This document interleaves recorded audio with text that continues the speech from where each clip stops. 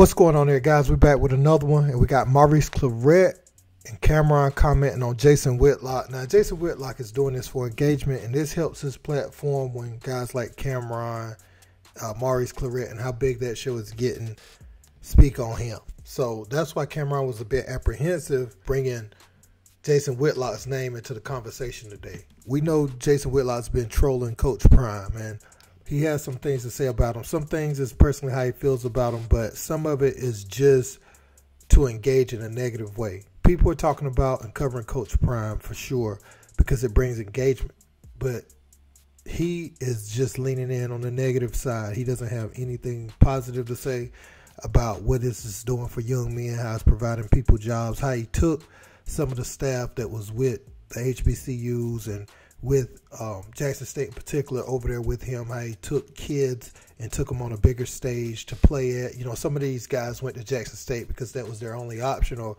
one of their only options at that level. So to be able to finish their collegiate careers out at a level such as Colorado, I think it's commendable for him. And Jason Whitlock never bringing these things up. And when people say something positive, he finds the negative in the positive. He's one of those guys. If he don't like you, then you don't do anything right.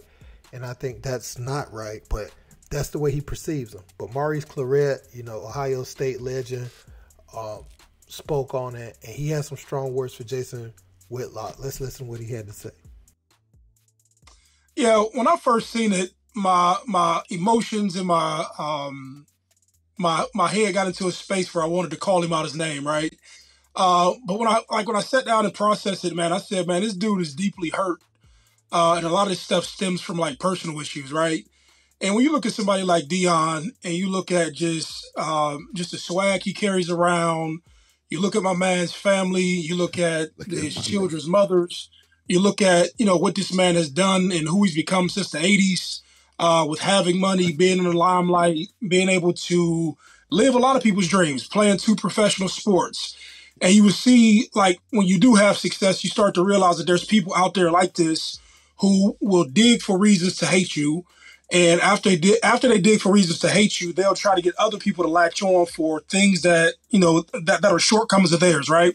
And so when you look at dude, he in his mid-50s. You know, he's a bad-looking dude, you know, teeth raggedy, constantly got fired over the last 10 or 15 years. And then you see Prime who comes through.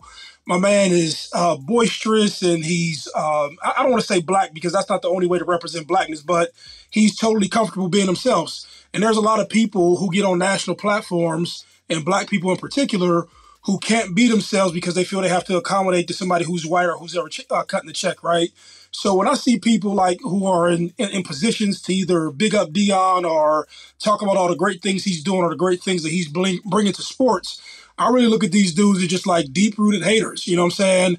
And when I went to go just do my Google search on him and just what he's done over the last 10 or 15 years, I say it's people looking at Deion, be it from a physical standpoint, be it from a professional standpoint, or just be it from a career standpoint, it's like self-reflective hate. And so what happens in situations like that is that you self-destruct by talking bad on the next person, and that's Jason Whitlock, right? And when you look at what he's associated with and who he's associated with, like I would feel bad if I had to wake up and this had to be my main thing on how to tear somebody else down or talk shit on somebody.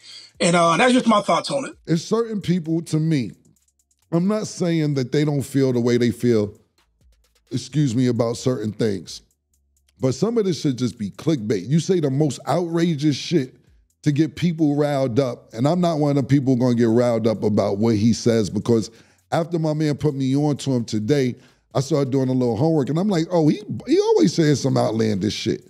So this week is hate on Prom week. You know what I'm saying? Like, I'm not going to sit here and act like I know him. I found out about him today.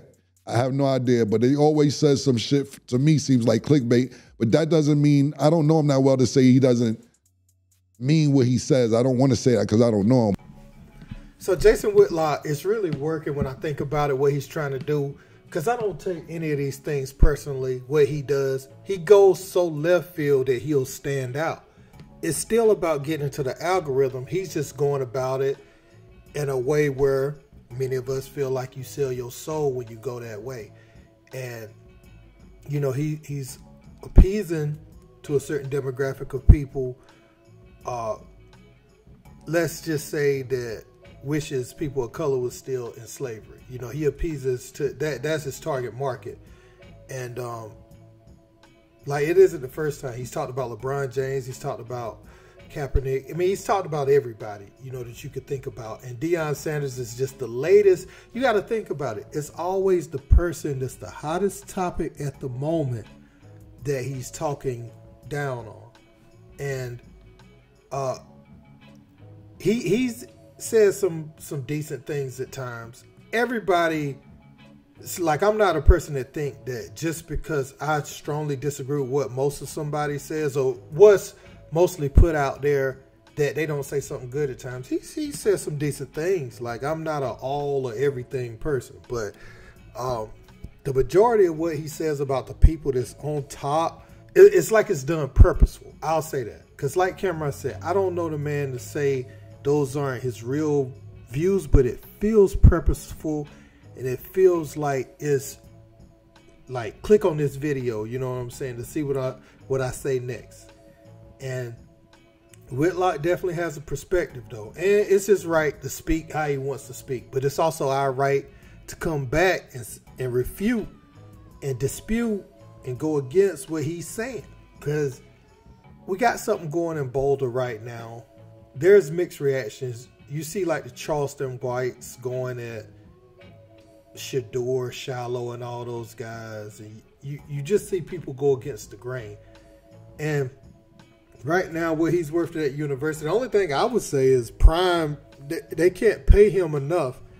He should not get through this 5-year deal without a renegotiation, and they should willingly come and do that. And that's what we'll learn, how appreciative they are of the revenue he's driving, you know what I'm saying, to the program. Because his presence, man, like they said today, is worth $1 billion.